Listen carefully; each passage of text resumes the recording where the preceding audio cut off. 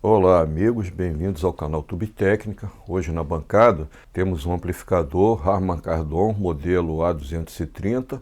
É um amplificador estéreo, usando válvulas L84 na saída, e foi produzido basicamente final dos anos 50, começo dos anos 60, né? Um amplificador bastante compacto e que oferece várias entradas, enfim, um amplificador bastante interessante do ponto de vista da utilidade, né?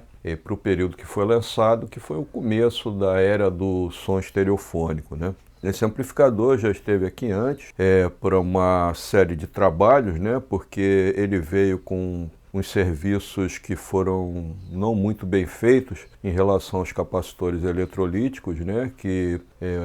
Esses capacitores foram abertos e foram colocados alguns capacitores dentro, mas de uma maneira totalmente solta, com a fiação de alta tensão exposta, podendo causar um curto a qualquer momento, né? Então tudo isso teve que ser refeito. E também, com relação à válvula retificadora, que é uma GZ34, haviam colocado dois diodos em paralelo com a retificadora, e é uma coisa que eu considerei totalmente sem sentido. Isso foi retirado e agora a GZ34 funciona normalmente, né? Que é uma excelente retificadora, que tem um tempo de retardo, né? na produção de corrente bastante elevado, o que ajuda na preservação dos capacitores da fonte, né? Então nós vamos fazer uma revisão em uma série de itens, inclusive com a troca do potenciômetro de volume, né? Que está funcionando de uma maneira não muito boa, né? Então a gente vai substituir esse potenciômetro e ver uma série de outros itens que sejam necessários, né, para manter o bom funcionamento desse aparelho, né.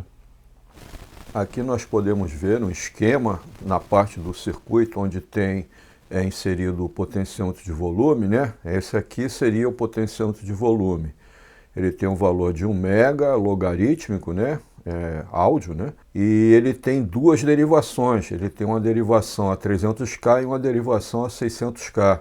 Então, essa é uma peça praticamente impossível de você encontrar, pelo menos você não vai encontrar ela nova, né? Pode ser que você encontre de estoque antigo, vai ser bem difícil, né? Mas o mais provável é que você encontre essa peça de algum aparelho sucateado, né? Então, seria uma coisa bastante inútil, né? Porque você está substituindo uma peça usada por uma peça usada e você nunca vai saber o resultado, né? Então, aqui a gente pode ver o potenciômetro, né?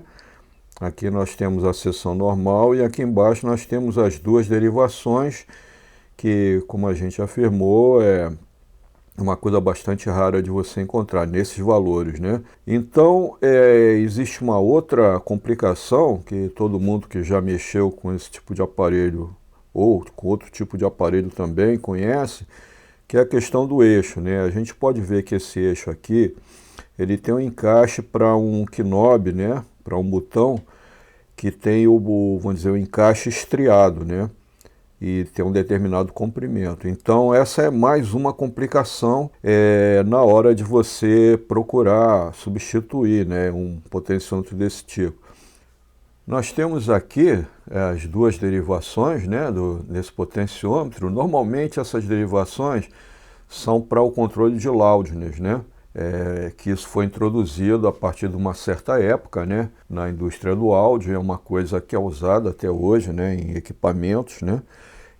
O loudness é um controle que é usado para compensar as diferenças na percepção da audibilidade em diferentes frequências, né. Dois cientistas chamados Fletcher e Munson, em 1933, eles publicaram um estudo em que mostrava para um determinado nível de referência, tomando como referência a frequência de 1 kHz, eles fizeram um estudo da percepção da intensidade em diferentes frequências, né? E nós podemos ver através dessa curva que quanto mais baixo o nível, mais alto se torna a intensidade para que se perceba as diferentes frequências, principalmente dos graves, no mesmo nível que essa frequência de referência de 1 kHz. Então a indústria do áudio, ela começou nos anos 50 a introduzir esse controle de uma maneira tal que quando você escutasse o som no nível mais baixo, ele oferecesse uma compensação a essa diferença de percepção, porque se não houvesse essa compensação num som mais baixo, numa intensidade mais baixa, a gente acabaria escutando só praticamente o som médio, né? Então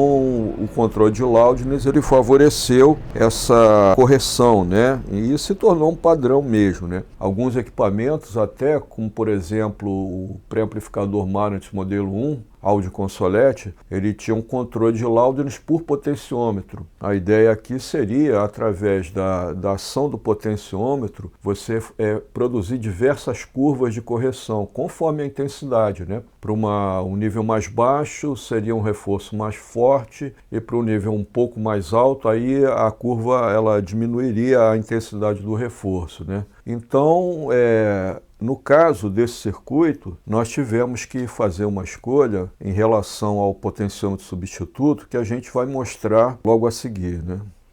Aqui nós podemos ver o potenciômetro substituto, e esse potenciômetro, que foi o mais próximo que nós conseguimos arrumar, como potenciômetro novo, né? Ele tem apenas uma derivação aqui, essa derivação, né?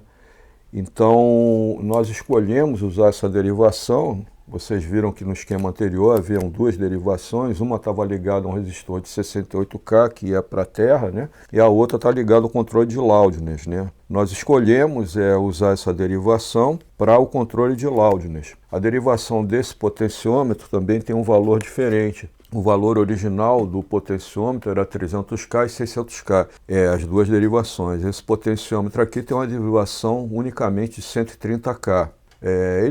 Ele funciona bem, né? Provavelmente não vai funcionar igual ao original, mas nessa questão de substituição, a gente tem que muitas vezes tomar a decisão de fazer aquilo que é possível e manter o aparelho funcionando com uma qualidade boa, né?